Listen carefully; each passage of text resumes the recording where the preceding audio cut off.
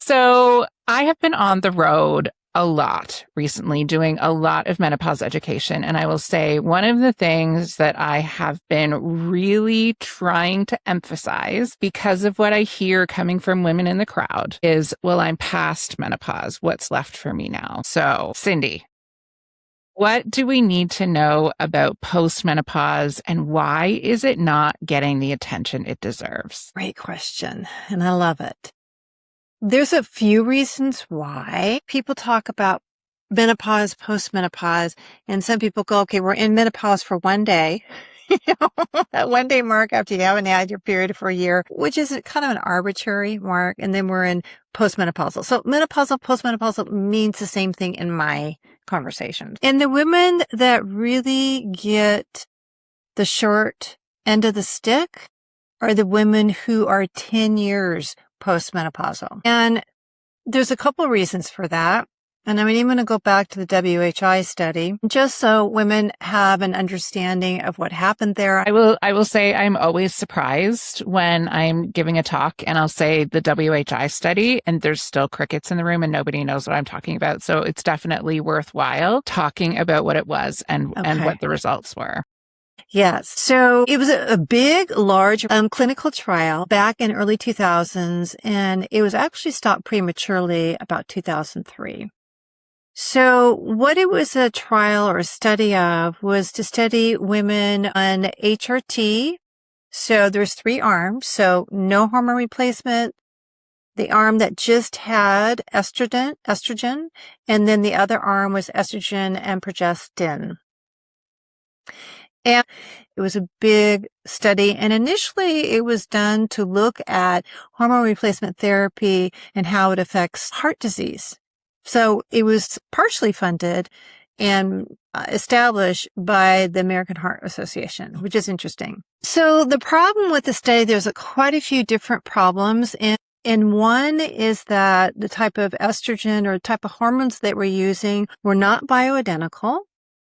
The estrogen was oral, and we normally don't do oral anymore. I mean, it's still out there, but usually we use transdermal or pellet or an injection, something like that. And it's usually bioidentical. So the estrogen that they used was made from urine of pregnant horses' mare. So it's called Premarin. And so those 2 factors right there are kind of an issue, something to hear, listen to, and to know about when we start hearing about some of the references back to the WHI study, which has set up the whole narrative for the last over 2 decades. Okay, so this is part of it. The progestin and estrogen arm, and you heard me say progest on purpose because progestin is not bioidentical progesterone. It acts very, very differently in our bodies, and it is a type of progesterone that you will get in birth control. And unfortunately, it's too often interchanged with the word progesterone. So when someone's maybe giving a result of a test or a study, they won't make that distinction. And you need to know that distinction because it is the progestin. It was the arm that was estrogen only. And there was a 20 to 30% increase in overall health, okay, which is estrogen that's not even bioidentical. That's oral. And what happened in 2003, they were seeing just a tiny, slight possible increase in breast cancer in the progestin and estrogen arm.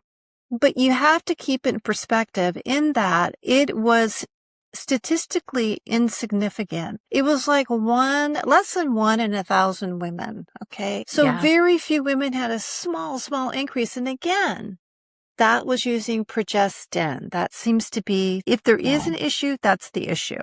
It also was, so the population in that particular study were women who were further out in postmenopause and already had some pre-indicators for breast cancer. So It could be that. Yeah, they weren't screened. Right. They weren't screened for breast cancer. They weren't screened for heart disease. They weren't screened for diabetes.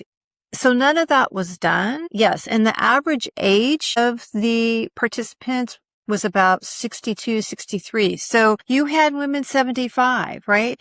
Who had been out of menopause, not on HRT, more than likely, for over 25 years. So in 2003 was when that panic result came out, and the press, the media ran with it. The doctors were up in arms. Patients were up in arms. And all of a sudden, women were going off of their hormone therapy. And where I think it might have been like 30 to 40% of postmenopausal women, might not be quite that high, were on HRT back then.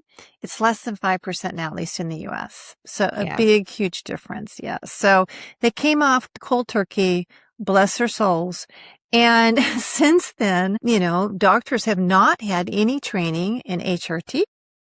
They have not had any training in medical school, in perimenopause and menopause. And that's why we've been hearing crickets when it surrounds that up until recently, until, these doctors who have moved into perimenopause and menopause themselves and said, hey, excuse me, wait a minute.